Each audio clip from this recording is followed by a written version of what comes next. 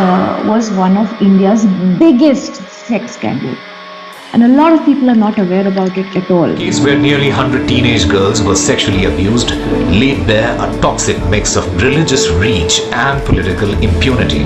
When police themselves are not aware, how do you expect civilians to be aware about such things? And why are you still calling me to the court again and again? It has been 30 years. I am now a grandmother. Leave me alone.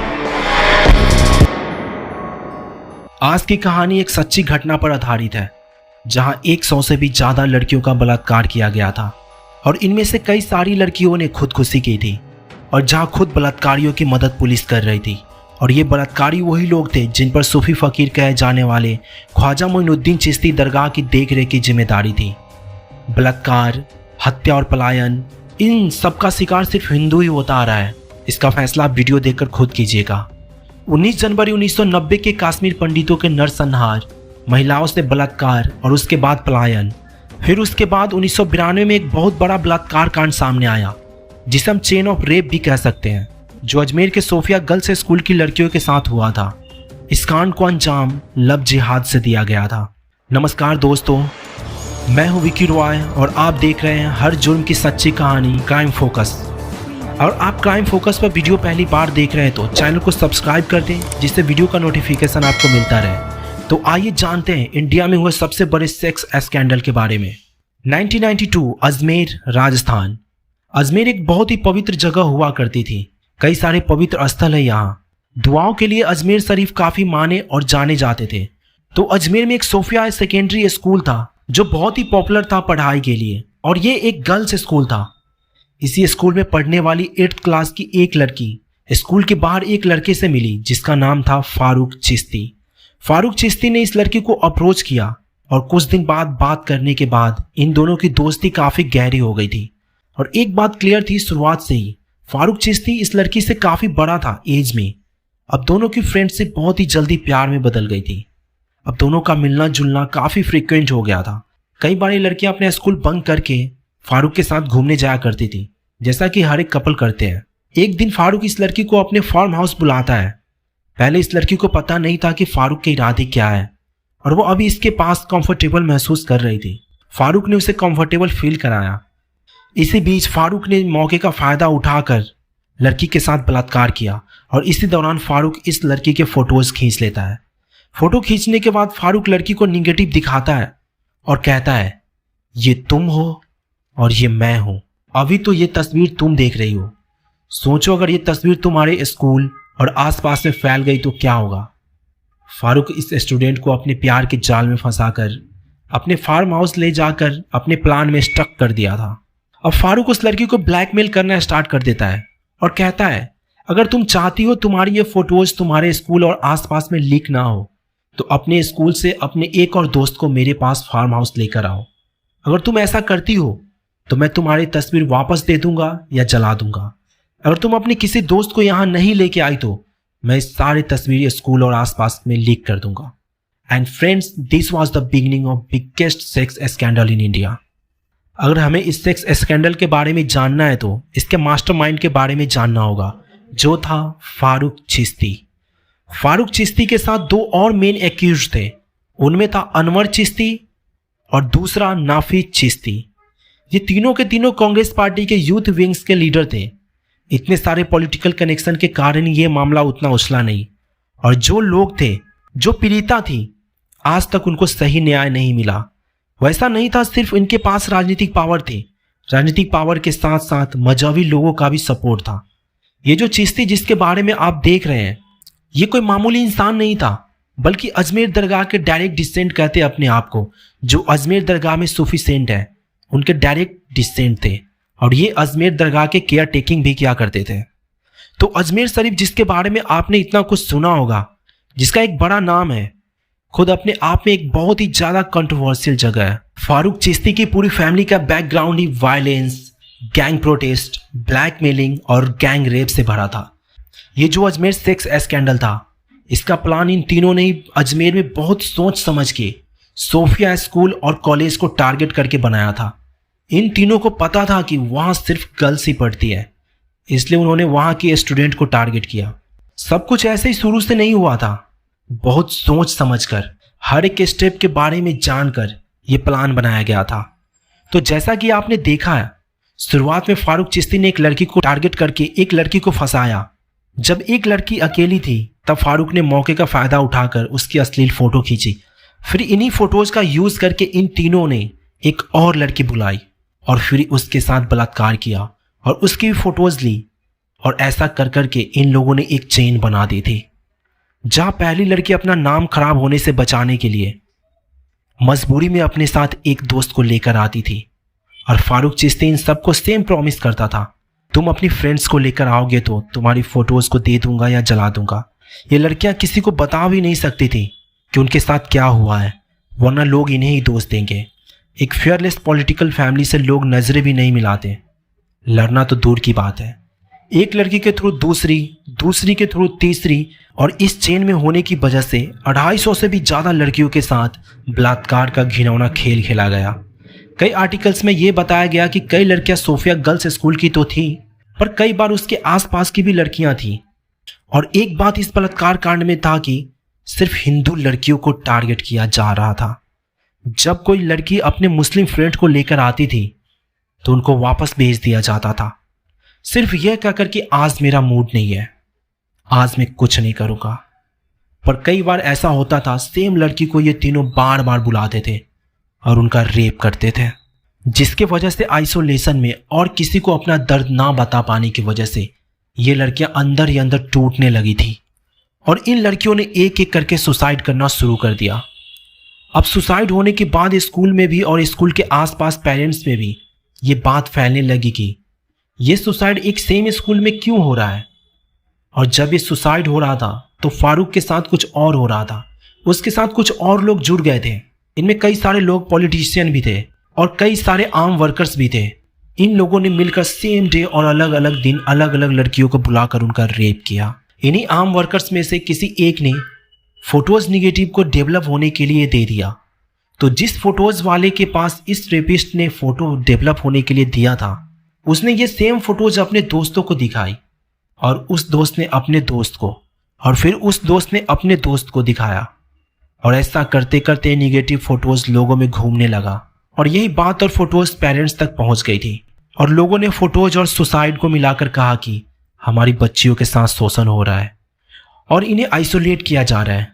So friends, let me think, एक ऐसा school जहां लड़कियों का rape हो रहा है, उनकी photos public में सर्कुलेट हो रही है, 250 से भी ज़्यादा लड़कियों के साथ बलात्कार किया जाता है, इनमें से कई सारी लड़कियों ने सुसाइड भी कर लिया। तो आप सोच सकते हैं ये कितना बड़ा मुद्दा था। तो उस वक्त किसी ने बात नहीं की, किसी ने आवाज नहीं उठाया। बिल्कुल आवाज उठाया, कुछ लोगों ने आवाज उठाया, बात की, लोगों को जागरूक करने की कोशिश की। लेकिन जिन लोगों ने भी इन लोगों के खिलाफ आवाज उठाया, उन सब के मुंह को बंद कर दिया गया, डरा के, धमका के।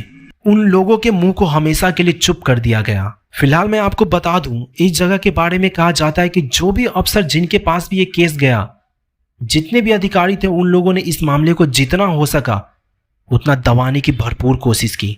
आपको पता है ऐसा क्यों?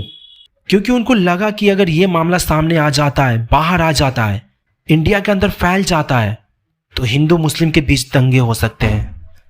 मीन्स फ्रेंड्स, इतनी लड़कियों के साथ बलात्कार हुआ, लेकिन ये मामला इसलिए दबा दिया गया ताकि दंगे ना हो जाए देश के अंदर।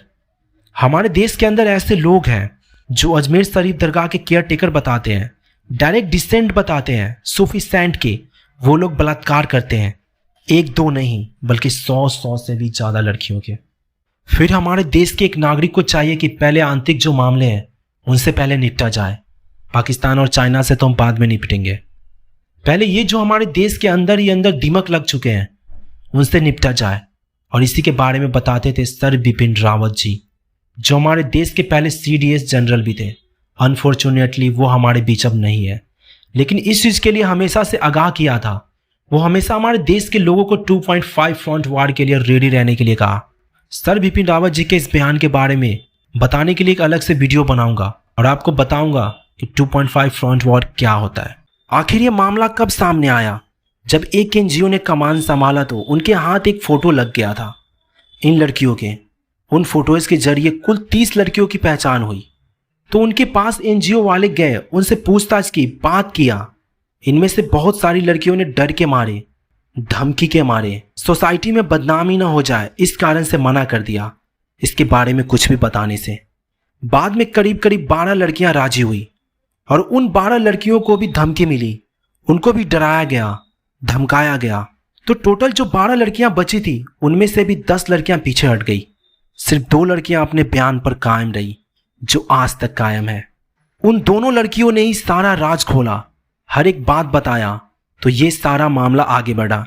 गुप्ता जी जो कि प्राइवेट हॉस्पिटल में एक डॉक्टर थे, उनका ये कहना है जब ये मामला हुआ था उस समय पर जो भी मरीज आते थे उनके मामले को दबाने के लिए पुलिस फोर्स करती थी। पुलिस का ये कहना था अगर ये मामला सामने आ गया तो कम्युनल राइट्स हो सकते हैं। तो लैंड ऑर्डर्स को मेंटेन करने के लिए पुलिस वाले ने मामले को दबाने की पूरी कोशिश की थी। कितने सारे लड़कियों का बलात्कार हुआ होगा अजमेर शरीफ के मामले में, इस बात का अंदाजा आप इस बात से लगा सकते हैं।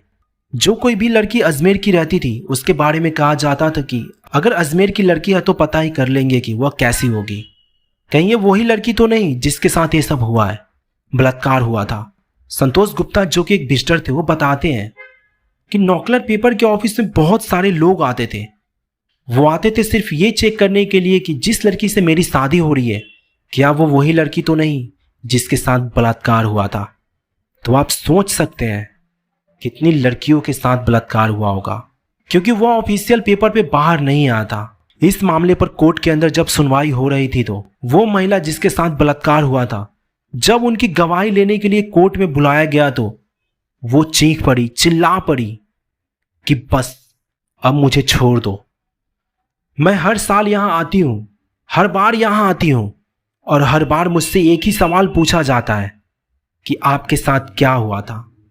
अब मैं दादी बन चुकी हूं और प्लीज अब मुझे इस मामले से बाहर निकाल दो, मुझे जीना है।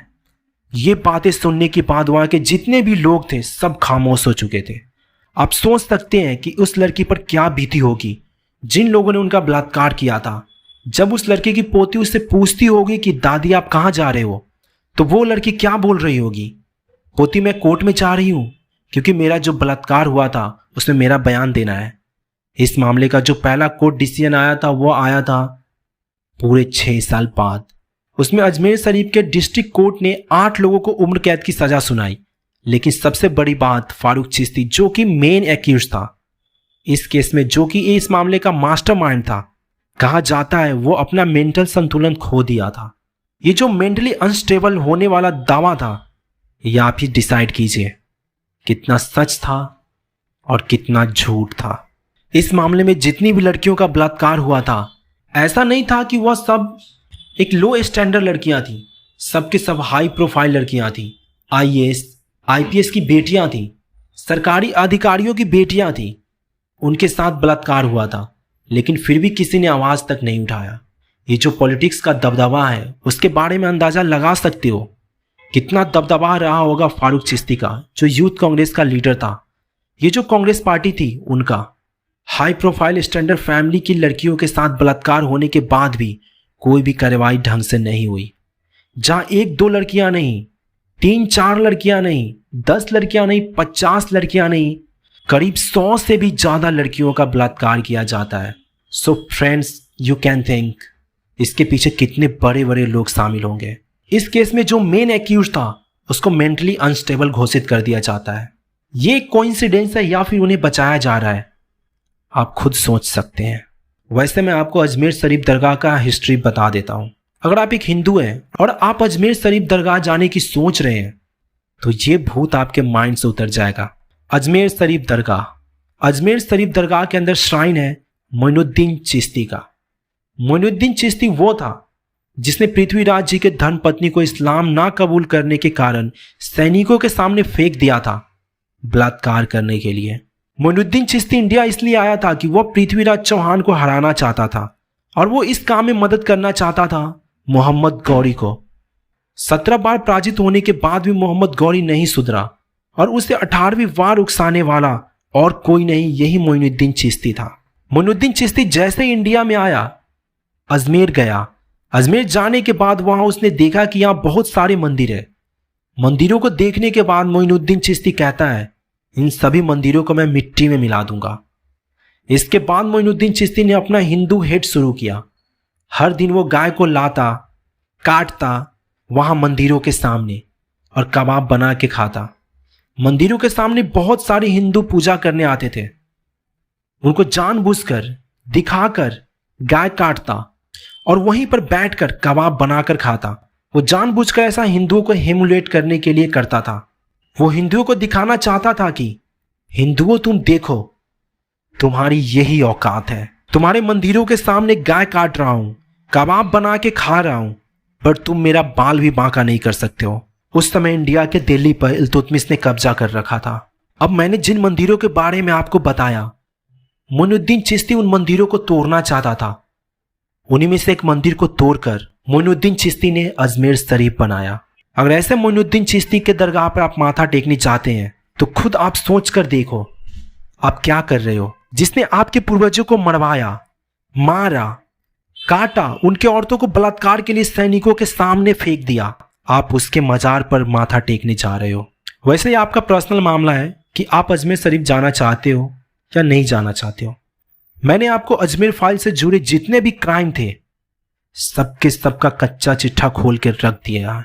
सो फ्रेंड्स, जितना हो सके इस वीडियो को शेयर कीजिए, लोगों को जागरूक कीजिए। तो मिलते हैं एक और नई क्राइम स्टोरी के साथ। जब तक सुरक्षित रहें। धन्यवाद।